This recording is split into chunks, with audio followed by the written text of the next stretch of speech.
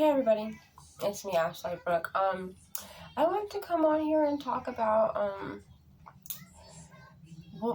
want to talk about why I think that the thing is really is I remember growing up, and I kind of still have that issue today because I'm very literal. But I remember growing up, it can be extremely difficult for a child on the spectrum because it's I was often confused by my own family, and it kind of made things didn't make sense a lot of the time. And I think it was extra confusing because, you see, originally I grew up, my family was originally in church before they went crazy. And when I was very little, though I didn't speak and they didn't know that I was understanding everything, I was. And they were teaching me, Christian ways.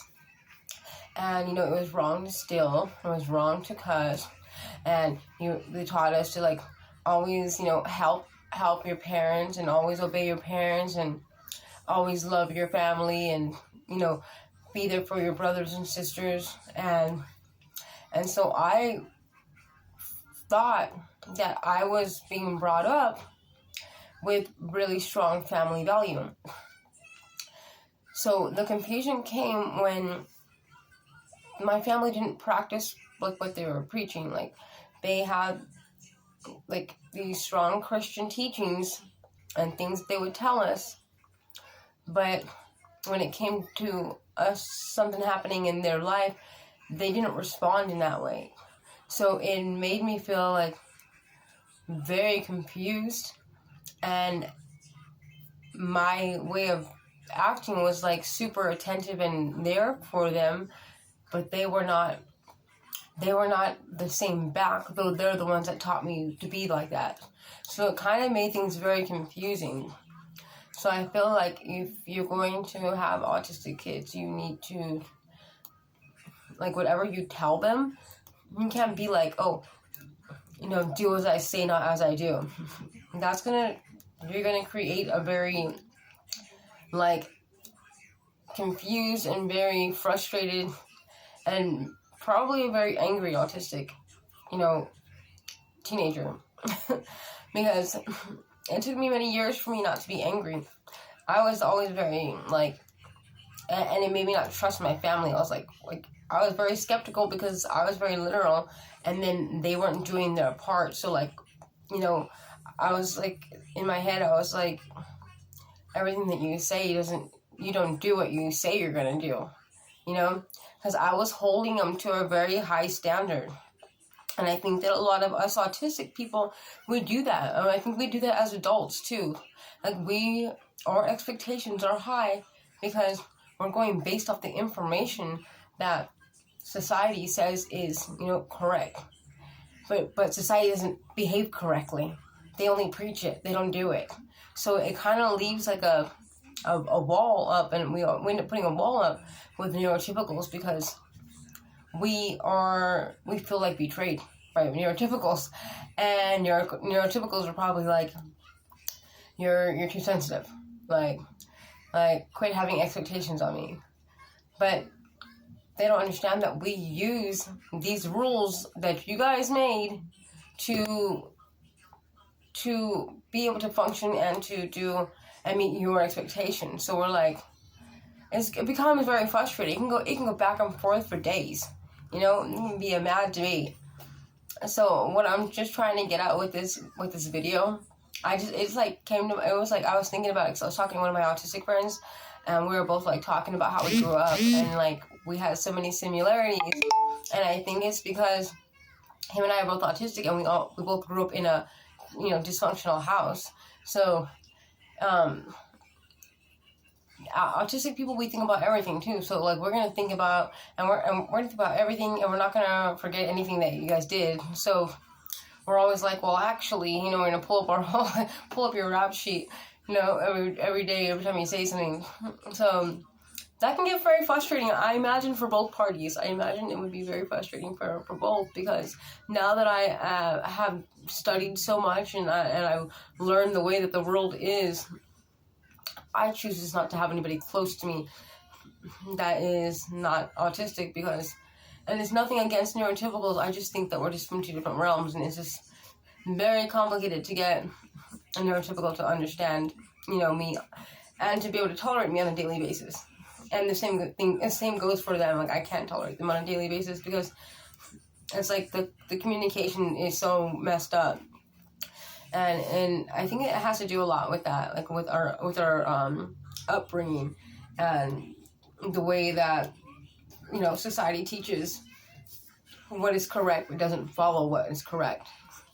So, kind of like, it doesn't make sense to us, and it gets really frustrating, like, whatever, like, you guys are, you're not good for your words, like, we don't want to participate with something that is, that we, it's unpredictable. See, autistic people, we like things to be, because it's so confusing with the emotional aspect, we like things that are like, we know how it's going to turn out. If I do this, it's going to turn out that way.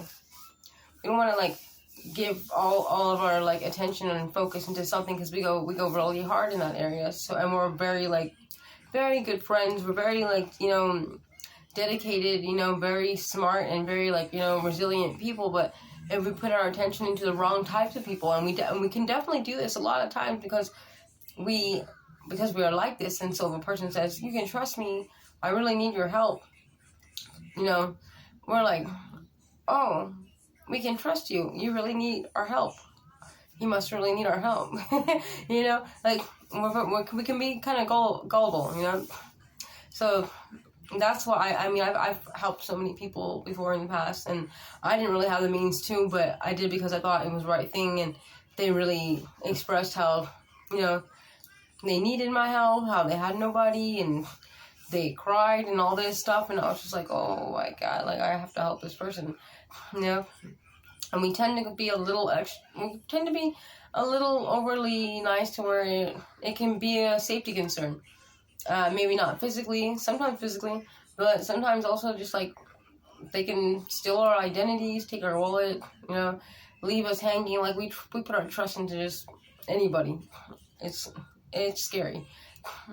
So much that I don't even have a boyfriend anymore. I don't keep anybody that close to me. Not that I don't like people. I just, I've seen from my past mistakes of, I don't want to say mistakes, because, like, I learned from them, but I know that I have a tendency to be overly nice. And the world, if I'm not, putting all my attention into the situation. See, I don't like to, like, meet people or to have any association with people if I have to, like, be, like, concerned about if they're going to, like, do something against me. Like, that just seems like a weird, like, definition of a friend. So, unfortunately, the world is more shady than I think autistic people are ready for. So, that has led for a lot of autistic people to become mean. I've seen this, like, weird, like, thing on Facebook where they're, like, trying to, like, say that autistic people are, like, crazy or violent. I'm like, yeah, they probably got wronged quite a few times for them to flip out like that. A lot of us flip out because we're just like, oh, not again, not again.